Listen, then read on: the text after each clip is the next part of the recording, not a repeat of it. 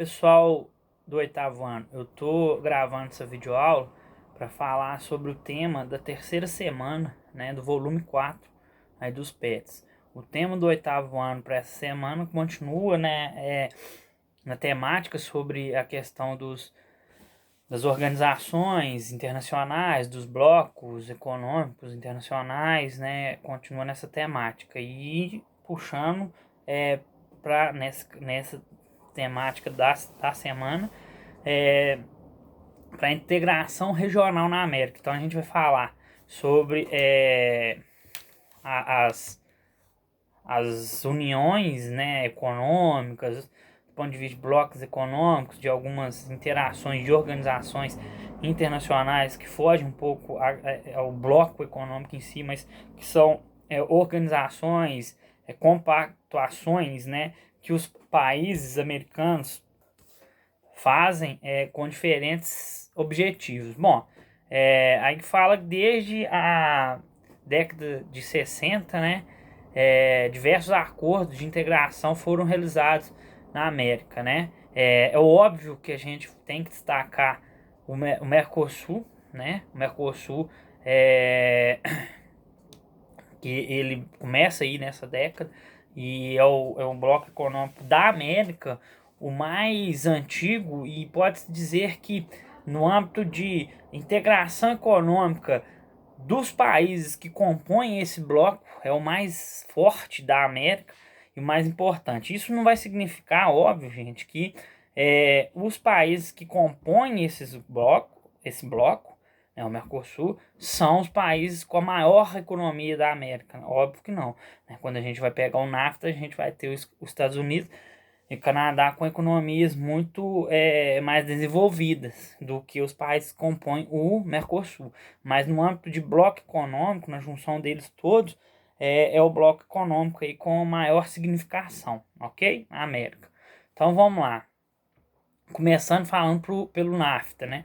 Tratado Norte-Americano de Livre Comércio. Bom, esse tratado ele começa em 1989, e em 1989 apenas com Estados Unidos e Canadá, né? Que são inclusive os países que têm a economia mais desenvolvida de toda a América. E aí em 90 entra o México, né? Com a entrada do México, algumas coisas assim que a gente tem que relativizar e falar um pouco sobre a entrada do México, né? O México, obviamente, tem uma economia muito aquém, muito mais baixa do que Estados Unidos e Canadá. Então, quando a gente fala de um bloco econômico que vai compor um bloco econômico, uma disparidade econômica muito grande de um bloco, de um país para o outro, é algo que tem que se tomar cuidado, né?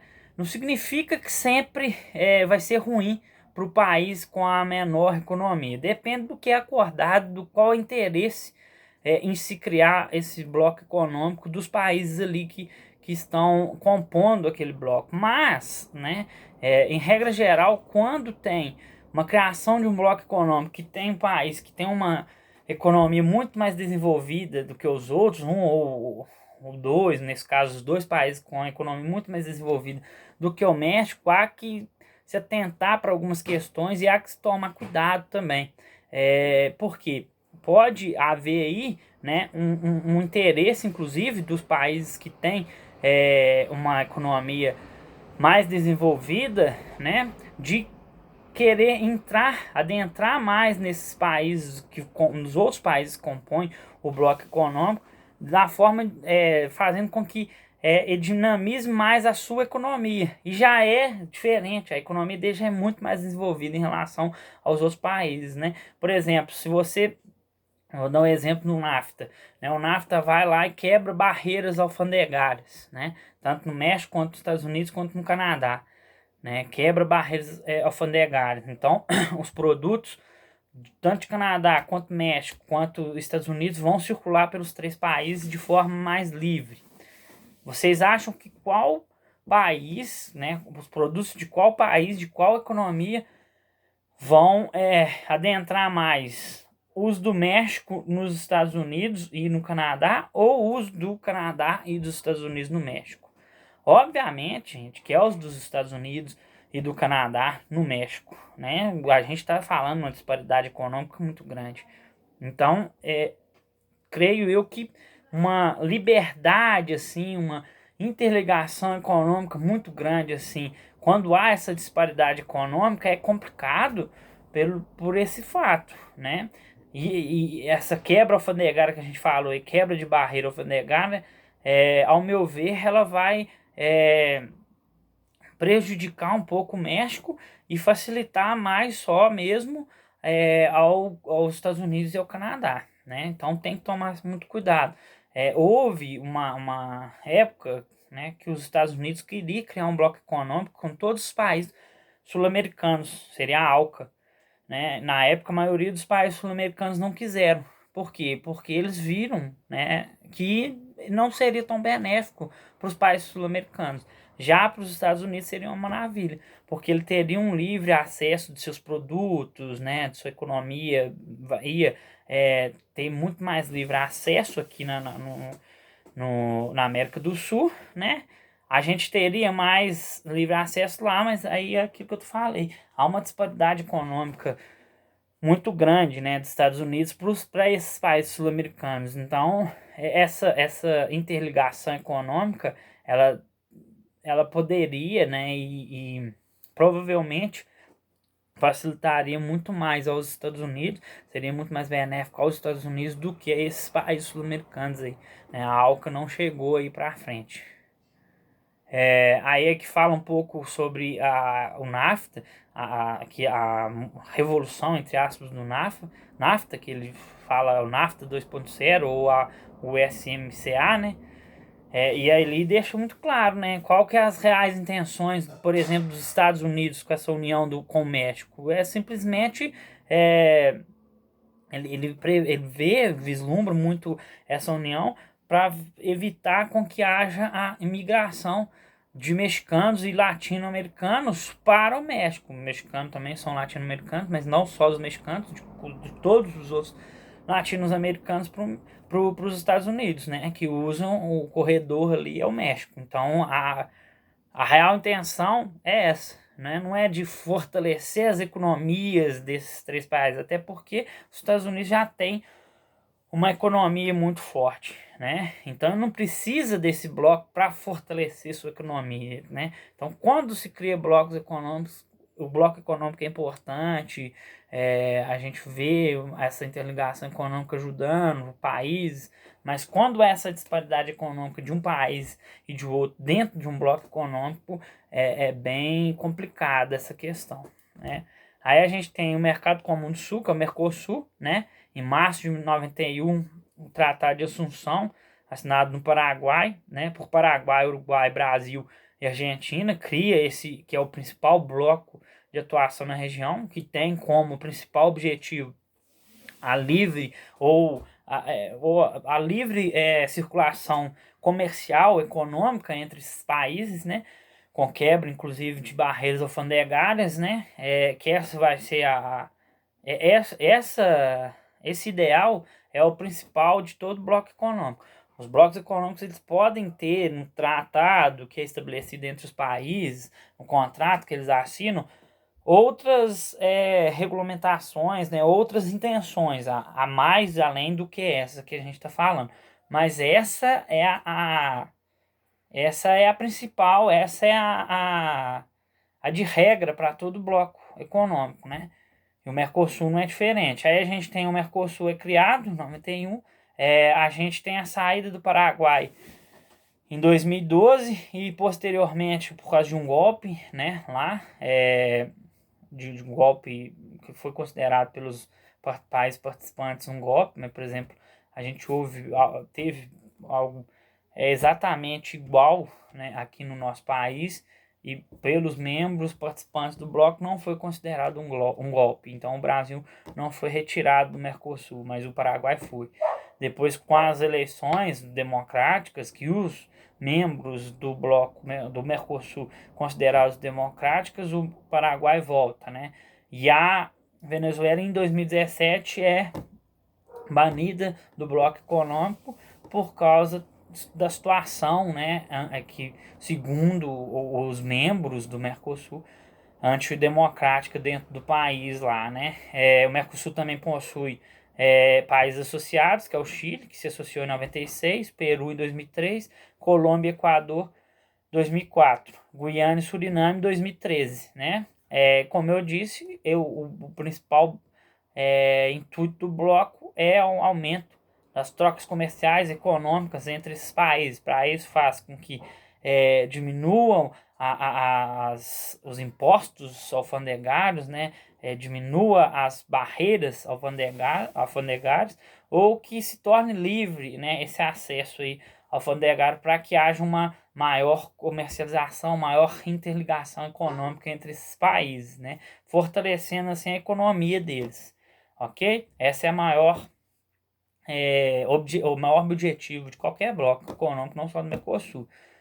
E há também uma busca maior de integração política e cultural dentro do bloco, que vez ou outra isso se torna mais forte, até por causa da condição política de cada um dos países membros. Quando a condição política governamental mesmo dos países membros elas se parecem, esses países vai ter uma interligação maior e vice-versa. Quando elas se afastam, a divergência, eles vão ter uma interligação menor, ok? Aí a gente tem a Associação Latino-Americana de Integração, a ALAD, né, que não tem tanta força de integração, de desenvolvimento, né? Os países membros são Argentina, Bolívia, Brasil, Chile, Colômbia, Cuba, Equador, México, Panamá, Paraguai, Peru, Uruguai e Venezuela. Ela também tem a proposta de ter maior interligações comerciais, mas não é algo que tem uma interligação tão grande, não chega nem próximo ao que é o Mercosul, por exemplo, né? A gente tem a comunidade andina, que aí já tem uma interligação um pouco maior, são países que estão próximos à Cordilheira dos Andes, têm seus territórios próximos à Cordilheira dos Andes, né? Ele tem um objetivo, né, o objetivo da maior interligação comercial e econômica entre os seus membros, né? Os membros desse bloco econômico é Peru, Bolívia, Equador e Colômbia, né? O Chile e a Venezuela eram, mas saíram. É... O objetivo maior é esse, e destaca nesse bloco econômico é que os países participantes deles têm uma economia bem parecida uns com os outros. Então há um equilíbrio econômico no bloco. Isso a gente pode apontar como algo benéfico para um bloco econômico, porque não vai acontecer aquilo que eu falei, por exemplo, no NAFTA. E não vai acontecer aquilo, por exemplo, que aconteceria se a ALCA tivesse se realizado, né?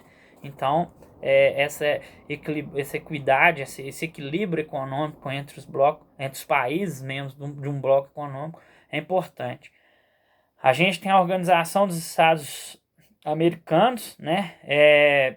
Ela é uma das mais antigas do mundo, ela foi fundada em 1958. Ela é constituída de 35 estados da América independentes, né?